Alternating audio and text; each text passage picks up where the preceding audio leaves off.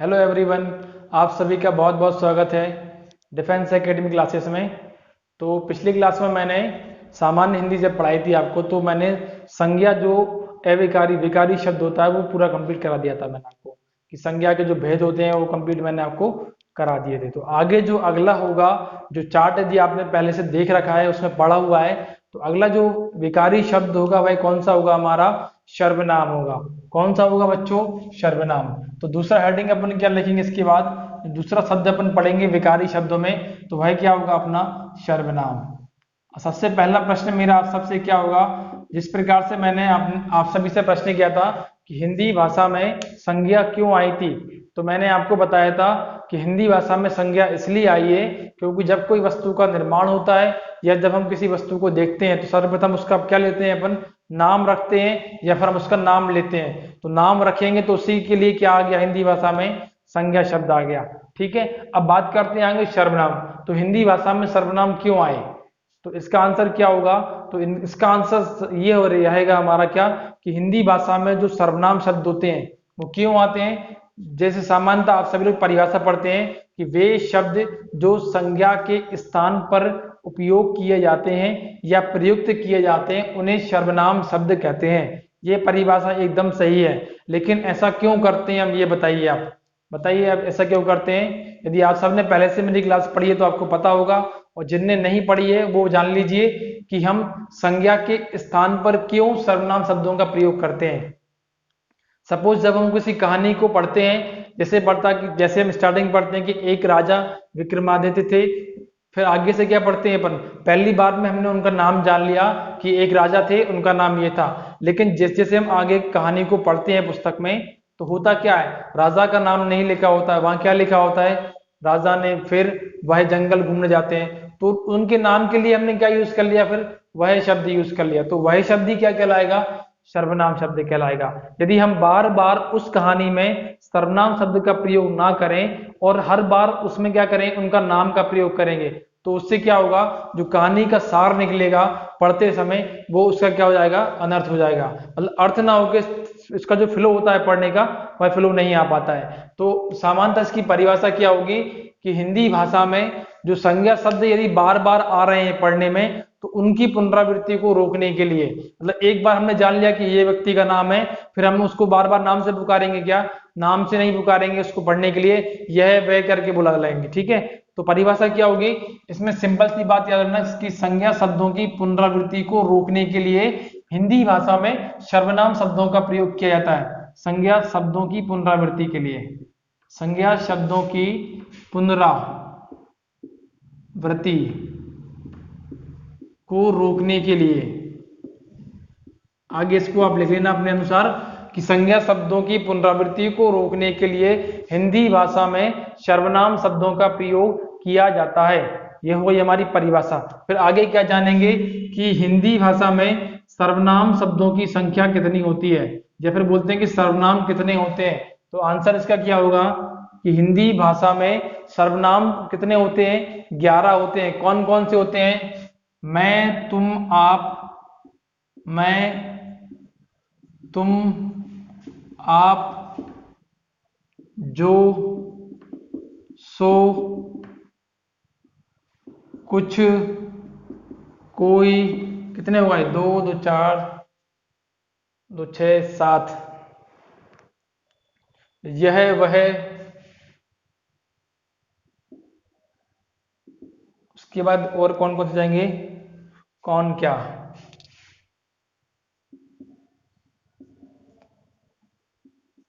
Count करना, 11 हुआ क्या? 2 2 4 2 6 2 8 2 10 और 11। ठीक है, तो प्रश्न आता है कि हिंदी भाषा में सर्वनामों की संख्या कितनी होती है? तो आंसर क्या कहेंगे अपन? 11। कौन कौन से? मैं, तुम, आप, जो, सो, कुछ, कोई, यह वह, कौन क्या। ठीक है, ये हमें मुख्य रूप से याद रखना है। फिर आगे क्या पढ़ेंगे अपन इसमें? सर्वनाम के भेद। सर्वनाम के भेद कितने होते हैं? तो बताइए कितने प्रकार के सर्वनाम होते हैं हिंदी भाषा में? तो हिंदी भाषा में जो सर्वनाम के प्रकार होते हैं वह मुख्य रूप से कितने होते हैं? 6 प्रकार के होते हैं। नाम मैं आपको बता रहा हूँ कौन कौन से होते हैं, फिर उन सबको हम एक एक करके डिटेल्स में पढ़ेंगे। तो सबसे पहले यहाँ पे कौन सा हो जाएगा, पुरुषवाचक सर्वनाम, पुरुषवाचक सर्वनाम। फिर उसके बाद क्या आएगा, निजवाचक सर्वनाम, निजवाचक सर्वनाम। उसके बाद आएगा प्रश्नवाचक सर्वनाम,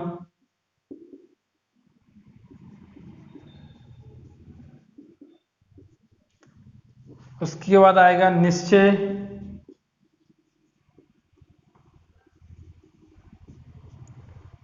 वाचक सर्वनाम, उसके बाद आएगा अनिश्चय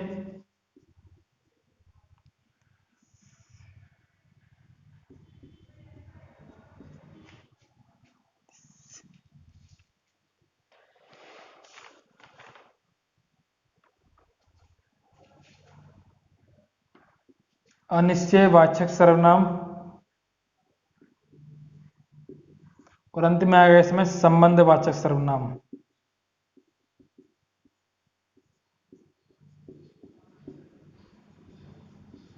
तो ये हमारे मुख्य रूप से 6 प्रकार के भेद होते हैं सर्वनाम में, जिनको हम एक एक करके डिटेल में पढ़ेंगे। तो सबसे पहले क्या है यहाँ पे, पुरुषवाचक सर्वनाम, फिर क्या है निजवाचक सर्वनाम, उसके बाद क्या है प्रश्नवाचक सर्वनाम, उसके बाद क्या होगा इसमें निश्चयवाचक सर्वनाम, उसके बाद आएगा अनिश्चय, और सबसे लास्ट में क्या होगा संबंधवाचक सर्वनाम। तो ये हमें 6 सर्वनाम के बारे में डिटेल में पढ़ना होता है, ठीक है। तो हेडिंग लिखना आप सभी लोग, पहला वाला पुरुषवाचक सर्वनाम। तो इसको मैं कर रहा हूं ऊपर से सारा रफ, यदि आपने स्क्रीनशॉट नहीं लिया तो ले लेना इसको पीछे पॉज करके।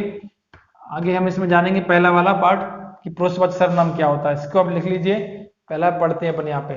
तो पहला हेडिंग लिखना आप इसमें पुरुषवाचक सर्वनाम। देखिए इससे बहुत सारे क्वेश्चन बनते हैं पुरुषवाचक वाले से, तो इसको जरा ध्यान से पढ़ना आप सभी लोग, क्या होता है ये। देखो जब भी पुरुषवाचक सर्वनाम की बात आती है तो इसकी जो परिभाषा होती है उसी परिभाषा में इसका प्रकार छुपा होता है कि इसका क्या अर्थ होता है। तो जब भी हम बात करते हैं पुरुषवाचक सर्वनाम की, तो ये क्या होता है, जब भी कोई वाचक जो बोलने वाला होता है वह स्वयं के बारे में या अन्य किसी के बारे में बात करता है, और बात करते समय जिन जिन सर्वनाम शब्दों का प्रयोग वह करता है उन सभी के अंतर्गत क्या आता है, अपना पुरुषवाचक सर्वनाम आता है। इसको और अच्छे से समझने के लिए इसको पुनः 3 भागों में बांटा गया है। कितने भागों में बांटा गया है, पुनः 3 भागों में बांटा गया है। कौन कौन से हैं वो, सबसे पहले क्या होगा इसमें उत्तम पुरुष, फिर क्या होगा इसमें मध्यम पुरुष, और सबसे लास्ट में क्या होगा थर्ड वाला इसमें अन्य पुरुष। उत्तम पुरुष, मध्यम पुरुष एवं अन्य पुरुष। अब यार मेरी बात ध्यान सुनना, क्योंकि इन तीनों से ही सबसे ज्यादा क्वेश्चंस बनते हैं इसमें सर्वनाम में। उत्तम पुरुष किसे कहते हैं, अब यदि मैं आप सबसे पूछूं कि आप अपना नाम बताइए, तो आप कैसे स्टार्ट करोगे, आप क्या कहोगे कि मेरा नाम यह है, मैं यहाँ का निवासी हूँ, मैं यह कार्य करता हूँ, मैं इस कक्षा में पढ़ता हूँ। या फिर यदि बहुत सारे लोग होंगे फैमिली में तो क्या बोलेंगे, हमारा परिवार यहाँ रहता है, हम ये काम करते हैं। तो जब भी कोई भी व्यक्ति स्वयं के बारे में बखान करता है या बताता है तो उनको बताने के लिए जिन सर्वनाम शब्दों का प्रयोग करता है वह क्या होता है, उत्तम पुरुष के अंतर्गत आते हैं। जैसे इसके लिए क्या बोलते हैं, वक्ता अर्थात बताने वाला। जब भी हम अपने बारे में कोई भी बात बताएंगे तो हम किन किन सर्वनाम शब्दों का प्रयोग करेंगे, मैं यह कार्य करता हूं, बोलेंगे नहीं बोलेंगे, मेरा नाम यह है, या फिर मेरा, इसमें क्या जाएगा मेरी वस्तु। तो जब भी इसमें जब हम स्वयं के बारे में बात करते हैं, अपने बारे में बताने के लिए जिन सर्वनाम शब्दों का प्रयोग करेंगे तो वहां क्या हो जाएगा, उत्तम पुरुष होगा। तो ऐसे इसमें क्या जाएगा, हम आ जाएगा, हमसे क्या जाएगा हमारा, और एक और हमारे से क्या जाएगा हमारे। तो इधर इससे बनने वाले शब्द और इससे बनने वाले, जितने भी शब्द हो जाएंगे जिसमें हम स्वयं का बखान करते हैं तो वो काय में आता है, उत्तम पुरुष आता है। ठीक है। अब दूसरा वाला समझना है यहाँ पे मध्यम पुरुष। मध्यम पुरुष में क्या होता है, श्रोता अर्थात सुनने वाला। ठीक है। तो इसमें क्या होगा, इसमें जब मैंने मुझसे किसी ने प्रश्न किया तो मैंने इस तरह से बताया। अब जिसने सामने वाले ने प्रश्न किया होगा वह कैसे पूछेगा, कुछ करके पूछेगा ना। जैसे मुझे आपसे कुछ क्वेश्चन पूछना है, कोई मतलब क्लास लगी हुई है और मुझे किसी बच्चे को खड़ा करके उससे कुछ क्वेश्चन पूछना, तो क्या बोलूंगा मैं, या तो ऐसे बोलूंगा तुम्हारा नाम क्या है, तुम करके बात करूंगा ना मैं उससे, या तो तुम करके बोलूंगा, या फिर क्या बोलूंगा, तू करके बोलूंगा यदि अशिष्टता से बात करूंगा तो, या फिर ज्यादा शिष्टता से बात करेंगे तो क्या होगा, आप। तो जब हम किसी व्यक्ति से उसके बारे में मतलब सामने वाला श्रोता वाला, वो सामने वाला क्या करेगा उसमें, इसमें क्या कर रहा था, सामने वाला वक्ता था मतलब वो बोल रहा था अपने बारे में, तो ये शब्दों का प्रयोग किया। यहाँ पे क्या करेगा, सामने वाला सुनेगा और उसके जो सामने खड़ा है वो उसके बारे में बोलेगा। जैसे मैं यहाँ खड़ा हूँ और आप यदि सामने खड़े हुए हो, मेरे सामने बैठे हुए हो, तो मैं आपसे पूछूंगा आप क्या काम कर रहे हो, क्या आप अच्छे से पढ़ाई कर रहे हो, क्या तुमने ये काम किया। तो मैं जब आपसे कोई भी चीज पूछूंगा तो आप उसी क्या करोगे, मेरे द्वारा सुनोगे। तो वहां मैं क्या हो जाऊंगा, बोलने वाला, और आप क्या बन जाओगे, श्रोता। इसमें क्या हो जाओगे, आप बोलने वाले और मैं क्या हो जाऊंगा, श्रोता। तो इसमें आता है श्रोता। तो जब भी सामने वाला से हम कोई चीज बोलते हैं और उनको बोलने के लिए जिन सर्वनाम शब्दों का प्रयोग करते हैं तो वो काय में आते हैं, मध्यम पुरुष। तू, तुम, तुम्हारा, तुम्हारे इत्यादि। इस प्रकार से आप, आपका, आपकी, आपके इत्यादि। ठीक है। उम्मीद करता हूं कि आपको समझ में आ रही होगी बात। जब हम स्वयं के बारे में कुछ बात बताते हैं तो उन जिन शब्दों का प्रयोग करेंगे वह क्या होंगे, उत्तम पुरुष। जब हम किसी और से उसके बारे में पूछेंगे और वो उन शब्दों का प्रयोग करेगा तो वो क्या होगा, उसका मध्यम पुरुष होगा। लास्ट वाला क्या है यहाँ पे, अन्य पुरुष। अन्य पुरुष क्या होता है, जब हम सामने वाले को नहीं जानते हैं, जैसे मैं सड़क पे, जैसे मैं अपनी छत पे खड़ा हुआ हूँ और सड़क पे से कोई मार्केट से निकला कोई व्यक्ति, तो हम क्या उसको जानते हैं, क्या नहीं जानते, तो क्या बोलेंगे, वो कौन जा रहा है, वह कौन है। तो जब हम किसी व्यक्ति को नहीं जानते हैं और दूर से उसके बारे में बात करने लगते हैं तो वहां जिन सर्वनाम शब्दों का प्रयोग करते हैं तो वह क्या होता है, वो अन्य पुरुष आता है। इसमें कौन से आते हैं, ये से क्या बन जाएगा, यह। फिर इधर क्या आएगा, वे से क्या आएगा, वह, या फिर उसका। इधर क्या आएगा, इसका। तो जब हम किसी व्यक्ति को ना जानते हुए उसके बारे में बात करते हैं, वह कौन जा रहा है, वहां कौन जा रहा है, तो उन सब चीजों के लिए क्या होगा, जिन सर्वनाम शब्दों का प्रयोग करेंगे तो वह क्या हो जाएगा, अपना अन्य पुरुष हो जाएगा। ठीक है। तो इन तीनों को मिला के क्या बनता है, अपना पुरुषवाचक सर्वनाम। एक बार और देख लीजिए इसको। पुरुषवाचक सर्वनाम की परिभाषा क्या होती है, जब जब कोई व्यक्ति अपने बारे में कोई बात बताता है या किसी के द्वारा सुनता है या कोई अन्य व्यक्ति है तो उनको बताने के लिए हम जिन सर्वनाम शब्दों का प्रयोग करेंगे तो वह क्या कहलाता है, पुरुषवाचक सर्वनाम कहलाता है। इसके तीन इसके तीन क्या होते हैं, प्रकार होते हैं, उत्तम पुरुष, मध्यम पुरुष, अन्य पुरुष। यदि हम स्वयं के बारे में बताएंगे तो वक्ता बन जाएंगे, मैं, मेरा, मेरी, हम, हमारा, हमारे, तो ये क्या हो जाएगा, उत्तम पुरुष। जब हम किसी और से पूछेंगे, मैं क्वेश्चन करूंगा तो जिन शब्दों का प्रयोग करूंगा तो क्या हो जाएगा, मध्यम पुरुष। और जिसको अपन नहीं जानते हैं उसके विषय में चर्चा करेंगे तो वो क्या हो जाएगा, अपना अन्य पुरुष आ जाएगा। तो उम्मीद करता हूं कि आपको ये बात अच्छे से समझ में आई होगी। अच्छे से आप इसका एक बार ले लो स्क्रीनशॉट, फिर आगे अपन सेकंड वाला पढ़ते हैं।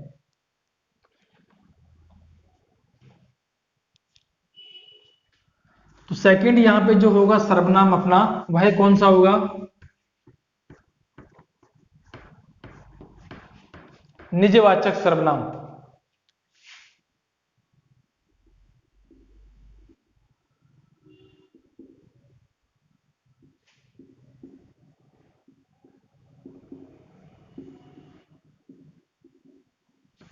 अब निजवाचक क्या होता है, देखो निज का अर्थ क्या होता है, निज मतलब क्या होता है, खुद का, मतलब जो चीज मतलब हम खुद अपने आप कर ले, निज मतलब स्वयं का।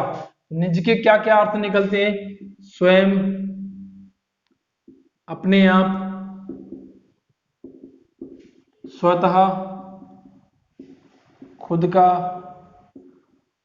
इत्यादि। इसके क्या निकलते हैं, अर्थ निकलते हैं। निज मतलब ये अर्थ हो गए, वाचक मतलब बताने वाला, मतलब ऐसे सर्वनाम शब्द जिसमें हम स्वयं अपने कार्यों को बताने के लिए कार्य करते हैं। जैसे मैं मतलब बात करूं, ऐसे सर्वनाम शब्द जिनका प्रयोग हम स्वयं के कार्यों के लिए करते हैं, जहां हम खुद काम करने लगते हैं, तो और उनको करने के लिए हम जिन सर्वनाम शब्दों का प्रयोग करेंगे वह शब्द क्या कहलाएंगे? निजवाचक सर्वनाम। जैसे मैंने यहाँ पे एक उदाहरण लिखा, आपको उदाहरण लिखा मैंने, क्या? मोहन अपना काम स्वयं करता है, अपना कार्य स्वयं करता है। और यदि मैं समझता मोहन अपना काम किसी और से करवाता है, तो उसमें वो काम किससे करवा रहा है? किसी अन्य व्यक्ति से। यहाँ किससे करवा रहा है? वो स्वयं कर रहा है। तो इस शब्द में क्या हो जाएगा? निजवाचक सर्वनाम। जैसे जब हम बचपन में छोटे थे तो स्कूल जाने के लिए पेरेंट्स हमको क्या करते थे? छोड़ने के लिए जाते थे। लेकिन जैसे जैसे हम क्या होते चले गए, बड़े होते चले गए, मेच्योर होते चले गए, तो मेच्योर होने के बाद क्या पता चला हमको कि जब हम कॉलेज में आ गए, और कॉलेज में जब आ गए तो सब बोलते हैं कि हम पापा छोड़ने चलो। कोई बोलता है क्या? नहीं बोलता है। बहुत कम होंगे जो बोलते होंगे। कोई बाहर होगा तो क्या बोलेगा? पापा मैं खुद से चला जाऊंगा। तो क्या बोलेगा वो? पिताजी मैं खुद से चला जाऊंगा। पिताजी मैं खुद से कॉलेज चला जाऊंगा, चला जाऊंगा। तो यहाँ क्या आ गया? खुद से, मतलब वह अपना काम क्या करने लगा? खुद अपने आप करने लगा। तो वहां क्या होगा? निजवाचक सर्वनाम। जैसे मैंने लिखा एक और एग्जांपल, श्याम अपना पत्र लिखता है, अपना पत्र लिखता है। तो यहाँ क्या जाएगा? उसका अपना आ जाएगा, क्योंकि वो अपना काम कर रहा है उसमें। इसमें वो भी आ जाएगा, ठीक। अपने आप में जाएगा, यहाँ पे दो हो जाएंगे ये, ठीक है, ये दोनों हो जाएंगे, इसमें एक ही रहेगा ये, ठीक है। तो इसकी परिभाषा क्या होगी? ऐसे सर्वनाम शब्द जिनका प्रयोग जो करने वाला व्यक्ति होता है वह स्वयं के लिए करता है, तो वहां पे हमेशा क्या होता है? निजवाचक सर्वनाम होता है। ये इसके कुछ एग्जाम्पल हैं, तो आप इस चीज को समझ लेना, ठीक है। चलिए अब आगे बढ़ते हैं, अपन थर्ड वाला पढ़ते हैं। तो थर्ड वाला यहाँ पे जो सर्वनाम होगा वह कौन सा होगा? प्रश्नवाचक सर्वनाम। प्रश्नवाचक सर्वनाम, थर्ड लिखना हेडिंग, प्रश्नवाचक सर्वनाम। ये क्या होता है प्रश्नवाचक सर्वनाम? और प्रश्नवाचक का अर्थ क्या होता है? हम किसी से क्वेश्चन कर रहे हैं, यही अर्थ होता है ना। तो देखो यहाँ पे परिभाषा उसकी क्या बनेगी अपनी, कि ऐसे सर्वनाम शब्द जिनका प्रयोग प्रश्न को पूछने के लिए किया जाता है, तो उन सबको अपन क्या कहेंगे बच्चों? सर्वनाम। कौन से वाले? प्रश्नवाचक। जैसे मैंने लिख दिया, कौन, क्या, कैसे, क्यों, कब, कहाँ, इत्यादि इत्यादि। तो इसमें होता क्या अधिकांश था?